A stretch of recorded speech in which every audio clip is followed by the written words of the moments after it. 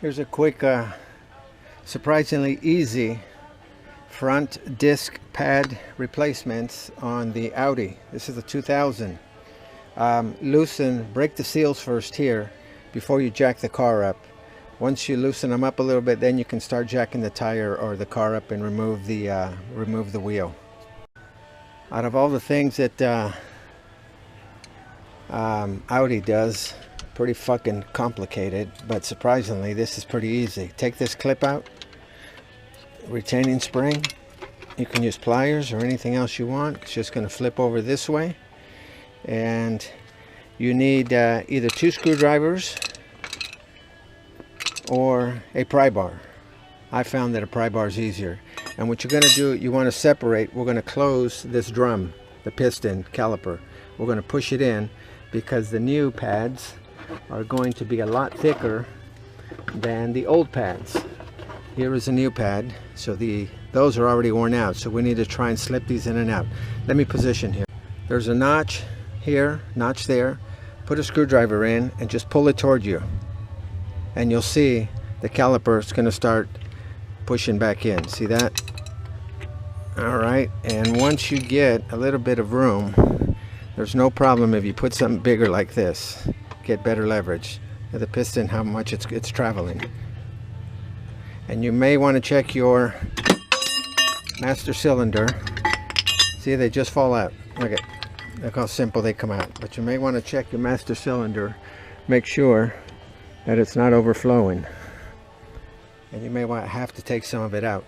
But pushing this in or pushing these out, literally these drop out. You saw that. Let me get the back ones out. The rear piston or rear pads, just put your screwdriver in here and you see all the room that it leaves. Plenty of room. Disconnect your sensor. You will not have sensors on your rear pads, so if your light is on the dash, it's going to signal that your front pads are out. But these come out fairly simple once you break the seal, the dirt and all that's been in there. See that? Easy. Disconnect this. There's a lock pin right here. Alright, save that. That keeps this in place. You can get pliers and turn this just to bring it up slowly, or you can remove this first, and now that leaves you that to work with.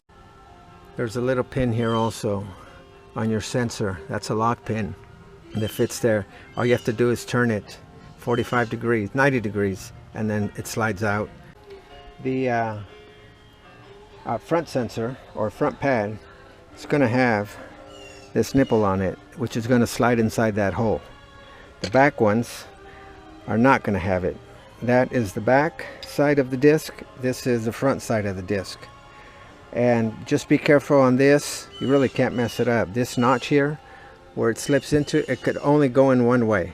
Once it pops into place, you'll feel it. It will not be able to move left to right. It's going to fall right in place. And they'll sit just like that. And this is a repair if you are not going to turn your rotors, which I am not. Once you pop the rears pads in place, and they could only fit one way, you can't screw them up. If they're sitting below the top of the disc line, you got it in right. Get the pry bar and pull the caliper back out.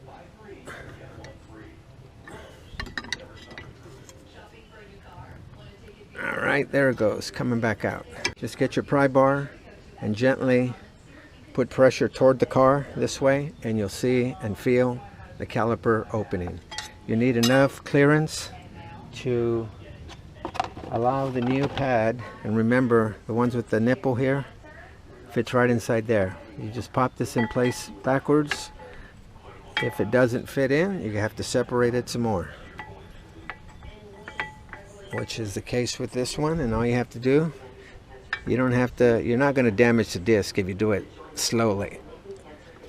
So just pry like that until you have enough clearance for it to pop in. And I did that with one hand. There.